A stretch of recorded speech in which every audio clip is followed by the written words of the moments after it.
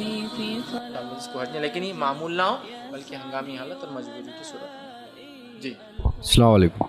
فیض بھائی 2 سوال ہے. جو قنوت کے بارے میں آپ نے 2 دعائیں بتائی، ایک سنت سے ثابت اور جو نارملی پڑھے جاتی، اگر وہ دونوں بھی دعا نہیں آتی تو ہم عربی کی جو دعا ہے جیسے صحت کی، جنت کی، دوزخ کی، ایسا ہاتھ اٹھا کر وہ دعا کر سکتے ہیں کیا ویتر میں آخری رکعت میں؟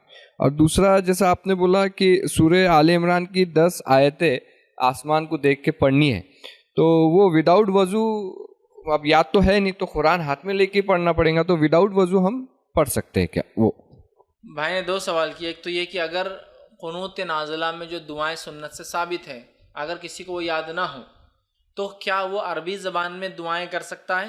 تو یاد رکھیے، اگر کسی کو قنوت نازلہ کی جو ثابت شدہ سنت دعائیں ہیں یاد نہ ہوں تو وہ عربی زبان میں کوئی بھی دعا پھر کر لے انشاءاللہ عزیز کو ہے. ربنا آتنا فی الدنیا حسنۃ وفی الآخرۃ حسنۃ وقنا عذاب النار ایک بار نہیں 3 بار پڑھ لے، اس لیے کہ نبی اکرم صلی اللہ علیہ وسلم اہم دعاؤں کو 2 3 بار دہرایا کرتے تھے، تو وہ ایسا کر سکتا ہے. اور ایک بات یہ بھی ہے کہ جب آپ صلی اللہ علیہ وسلم قنوت پڑھتے ہیں تو قنوت کے آخر میں یاد رکھیں صحابہ سے عمل ثابت ہے کہ وہ صلی اللہ علیہ النبی وسلم پڑھتے تھے، نبی پر درود بھیجتے تھے آخر میں.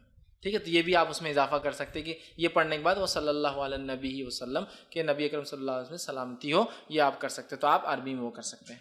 ٹھیک. دوسرا یہ بھی بتا دوں آپ کو میں کہ سمجھ لیجیے اب عربی میں دعا ہی یاد نہیں مجھے کچھ بھی، تو آپ کیا کرو؟ تو آپ تہجد جب پڑھتے ہیں، تہجد کی نماز کے سجدے میں آپ جو زبان آپ کو آتی ہے اس زبان میں دعا کر سکتے ہیں.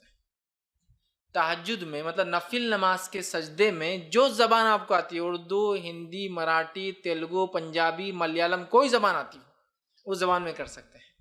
اور علماء نے اس کا جواز دیا ہے. اس لیے کہ حدیث کے الفاظ ہے بندہ سب سے قریب اپنے رب سے سجدے کی حالت میں ہوتا ہے، لہٰذا اللہ سے مانگو.